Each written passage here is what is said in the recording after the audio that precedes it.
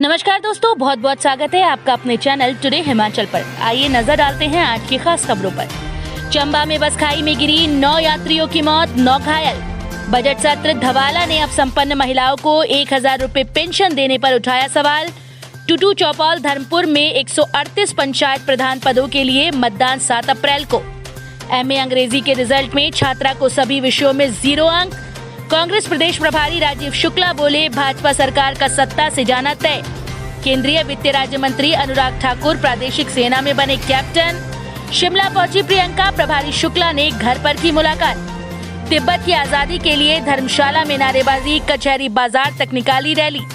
सत्ता के सपने न देखे कांग्रेस, भाजपा 2022 में फिर से बनाएगी सरकार। एबीवीपी ने जवाब न मिलने पर टॉर्च और दूरबीन से ढूंढे कुलपति और रजिस्ट्रार। येलो अलर्ट जारी, लाहौल और भरमौर की चोटियों पर बर्फबारी, धर्मशाला में बारिश। इसी के साथ आगे बढ़ने से पहले अगर आप हमारे चैनल पर नए हैं तो प्लीज हमारे चैनल को सब्सक्राइब कीजिए। वीडियो थोड़ी सी भी पसंद आए तो वीडियो को लाइक कीजिए और कमेंट बॉक्स में जय हिंद लिखकर हमें अपना सपोर्ट भी कीजिए। चलिए शुरू करते हैं खबरों का सिलसिला डिटेल में।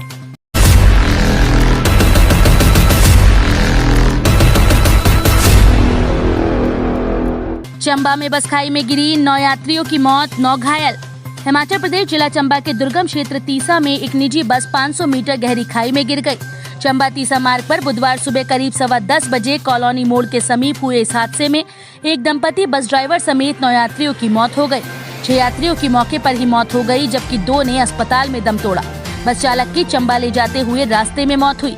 9 घायल यात्री चंबा अस्पताल में उपचाराधीन हैं। इनमें से 3 की हालत नाजुक है। हादसा इतना भीषण था कि बस के परखच्चे उड़ गए। जान गंवाने वाले सभी यात्री स्थानीय निवासी थे। जानकारी के अनुसार ये बस बौंदेड़ी से सुबह 8:30 बजे चंबा के लिए रवाना हुई थी। इस बस को 80 किलोमीटर तय कर चंबा पहुंचना था, लेकिन बौंदेड़ी से 28 किलोमीटर आगे चालक ने नियंत्रण खो दिया। इस बस में 18 यात्री सवार थे। दोपहर 1:30 बजे बस को चंबा पहुंचना था। बताया जा रहा है कि बस गिरने की आवाज सुनने के बाद स्थानीय लोग दौड़े दौड़े घटनास्थल पर पहुंचे और बचाव कार्य में जुट गए। पुलिस भी मौके पर पहुंच गई और कड़ी मशक्कत से घायलों को मुख्य मार्ग तक पहुंचाया। यहां से एम्बुलेंस व निजी वाहनों से घायलों को सिविल अस्पताल तीसा पहुंचाया गया। प्राथमिक उपचार के बाद घायलों को चंबा मेडिकल कॉलेज के लिए रेफर किया गया। एसपी चंबा अरुल कुमार ने बताया कि हादसे की सूचना मिलते ही पुलिस थाना तीसा से टीम मौके पर पहुंच गई। बजट सत्र, धावला ने अब संपन्न महिलाओं को 1000 रुपए पेंशन देने पर उठाया सवाल। हिमाचल प्रदेश विधानसभा बजट सत्र के 10वें दिन बुधवार को भाजपा विधायक रमेश धवाला ने अब संपन्न महिलाओं को 1000 रुपए पेंशन देने की योजना पर सवाल उठाया है। नारी संबल योजना में संशोधन की जरूरत बताते हुए धावला ने अफसरशाही पर नकेल कसने और फिजूल खर्ची पर भी रोक लगाने की मांग की। इससे पहले भी सदन में कई मामलों में अपनी ही सरकार को धवाला घेर चुके हैं। बजट पर चर्चा करते हुए धवाला ने कहा कि 65 से 69 आयु की सिर्फ जरूरतमंद महिलाओं को इस योजना का लाभ मिलना चाहिए। धवाला ने कहा कि मेरी पत्नी भी इस आयु वर्ग के तहत आती हैं, उन्हें 1000 रुपए देने की जरूरत नहीं। इसी तरह कई सरकारी कर्मी जो पेंशन के तौर पर अच्छा पैसा ले रहे हैं, उनकी पत्नियों को भी इस दायरे से बाहर आना चाहिए। टुटू चौपाल धर्मपुर में 138 पंचायत प्रधान पदों के लिए मतदान 7 अप्रैल को। हिमाचल प्रदेश राज्य चुनाव आयोग ने जिला शिमला के टुटू चौपाल और मंडी जिला के धर्मपुर ब्लॉक में प्रधान पद के चुनाव के लिए बुधवार को अधिसूचना जारी कर दी है। मतदान 7 अप्रैल को सुबह 8 बजे से दोपहर बाद 4 बजे तक करवाया जाएगा। इसके साथ ही तीनों ब्लॉक्स में चुनाव आचार संहिता भी लागू कर दी गई। इन पंचायतों में 22, 23 और 24 मार्च को नामांकन दाखिल किए जाएंगे। तीनों ब्लॉक्स में कुल 138 प्रधान पदों के लिए चुनाव होगा। चुनाव जीतने के बाद 2 प्रधानों की मौत हो गई थी। राज्य चुनाव आयोग इन रिक्त पदों को भी साथ ही भरेगा। उल्लेखनीय है कि इन ब्लॉक्स के प्रधान पदों के चुनाव का मामला आरक्षण रोस्टर के चलते प्रदेश हाईकोर्ट में विचाराधीन था। एमए अंग्रेजी के रिजल्ट में छात्रा को सभी विषयों में 0 अंक। एचपीयू की कार्यप्रणाली फिर संदेह के दायरे में है। विश्वविद्यालय ने एमए अंग्रेजी के 4थे सेमेस्टर के परिणाम में धर्मशाला की एक छात्रा को सभी विषयों में 0 अंक दिए हैं। परिणाम के बाद छात्रा ने वेबसाइट से मार्कशीट डाउनलोड की। जब इसे देखा तो हर विषय में 0 अंक थे। Contemporary literary theory, American drama, India writing in English और इंडिया राइटिंग इन ट्रांसलेशन विषय में 0 अंक मिले हैं। परीक्षार्थी ने सभी विषयों की परीक्षा दी है। उसका कहना है कि सभी परीक्षाएं अच्छी हुई थी, उसे 0 अंक किसी भी सूरत में नहीं आ सकते। छात्र का कहना है कि तीसरे सेमेस्टर के परिणाम में पहले उसे एक विषय में पास दिखाया, दोबारा कार्ड निकाला तो उसमें रीअपीयर दिखाया। छात्रा ने कहा कि उत्तर पुस्तिकाओं को विश्वविद्यालय अपने स्तर पर जांच करवाए।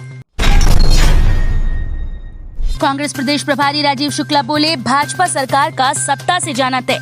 अखिल भारतीय कांग्रेस कार्य समिति के सदस्य और प्रदेश प्रभारी राजीव शुक्ला ने कहा कि जन आक्रोश रैली के माध्यम से प्रदेश सरकार के खिलाफ लोगों की नाराजगी हर घर तक पहुंचनी चाहिए। कहा कि भाजपा सरकार का सत्ता से जाना तय है। कार्यकर्ता नगर निगम चुनाव के बाद वर्ष 2022 में प्रदेश में कांग्रेस की सरकार बनाने के लिए अभी से मैदान में जुट जाएं। कहा कि वीरभद्र सिंह शेर हिमाचल हैं। मुकेश अग्निहोत्री को उन्होंने सदन का शेर करार दिया। इससे पहले रैली के लिए विभिन्न क्षेत्रों के कार्यकर्ता गाजे बाजे के साथ पहुंचे। बुधवार को चौड़ा मैदान में कांग्रेस रैली को संबोधित करते हुए राजीव शुक्ला ने कहा कि प्रधानमंत्री नरेंद्र मोदी कहते थे कि देश को बिकने नहीं दूंगा। कांग्रेस ने 70 साल के शासनकाल में देश में जो संपत्तियां जुटाई थी उन्हें मोदी सरकार बेच रही है।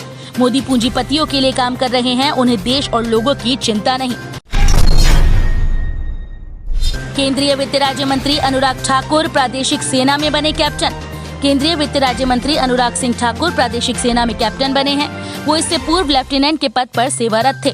अनुराग ठाकुर देश के ऐसे पहले सांसद बन गए जो बतौर सांसद सेना में रेगुलर कमीशन ऑफिसर के रूप में कैप्टन बने हैं। कैप्टन बनने का समाचार मिलते ही इन्हें बधाइयां देने वालों का तांता लग गया। भाजपा कार्यकर्ताओं ने कहा कि ये उपलब्धि हमीरपुर और प्रदेशवासियों का सम्मान बढ़ाने वाली है। शिमला पहुंची प्रियंका, प्रभारी शुक्ला ने घर पर की मुलाकात। अखिल भारतीय कांग्रेस की महासचिव प्रियंका गांधी वाड्रा बुधवार को छराबड़ा स्थित अपने घर पहुंची। रिश्तेदार और परिवार के सदस्य भी उनके साथ घूमने आए हैं। प्रियंका यहां 4 दिन रुकेंगी। सूत्रों के अनुसार प्रियंका बुधवार सुबह करीब 10:30 बजे छराबड़ा पहुंची।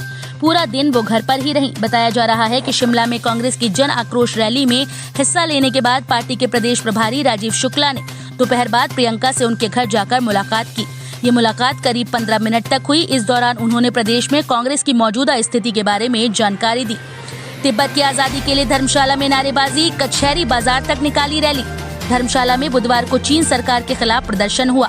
निर्वासित तिब्बत सरकार के मुख्यालय धर्मशाला में तिब्बत के सैकड़ों लोगों ने मैक्लोडगंज से कचहरी अड्डा बाजार तक चीन के खिलाफ रोष रैली निकालकर विद्रोह दिवस मनाया।